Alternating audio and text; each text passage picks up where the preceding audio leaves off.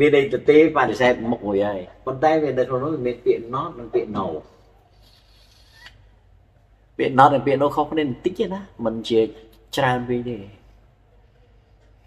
tiện nó bởi vì mình tên bởi chừng về ta tiền anh chỉ gì mà ta ăn miên đây là ăn miên đấy nó cùng thêm vị miên sao ta thêm vị miên không liền bởi vì về tha tệ ăn đấy cứ phở viên nó vào phần này thêm vị miên thêm vị thì còn bạn thêm tất không liền món dương ăn đắng á dương chia tháng lưu tập viện nô tới đang ăn miên mến thế vì ăn miên sinh mến vị ăn miên đây viện nô một mặt thế viện nô nó vào đây ra cái xưa ta miên lưới hết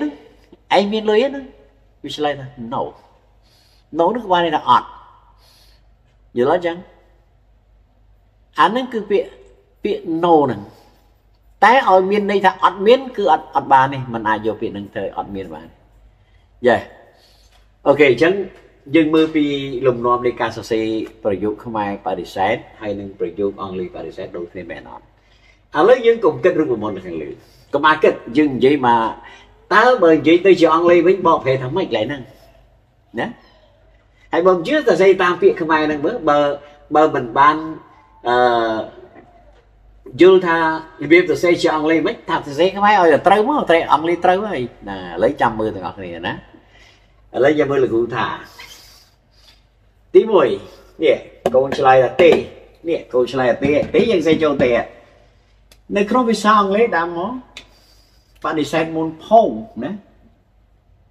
no កុំមកឲ្យតិចផងអូខេ no ខ្ញុំអង់គ្លេសថាម៉េចខ្ញុំអង់គ្លេសថាណាបងប្អូនថាមកខ្ញុំអង់គ្លេសថាម៉េចគឺយើងចេះអាយគេអត់គេអាយអាយមិនពាក្យមិនអង់គ្លេសមានស្អីនេះពាក្យនេះក្នុងប្រឡោះនេះពាក្យ do not ឬក៏ does not លោកគ្រូទៅសេថា do មិនបានដាក់ does ពេញឲ្យស្មើគ្នាអត់ខៀវណាមួយ does បានន័យថាបើបើមួយ he មួយ she បានបើ does ប៉ុន្តែđâyយើងប្រើអាយអញ្ចឹងមានន័យថាអាយនេះគឺយើងប្រើ subject ជាអាយ do អត់ទៅ does ទេណា do នៅតែ do ដដែលណាឆ្លើយតើឌូគេនៅតែឌូដដែល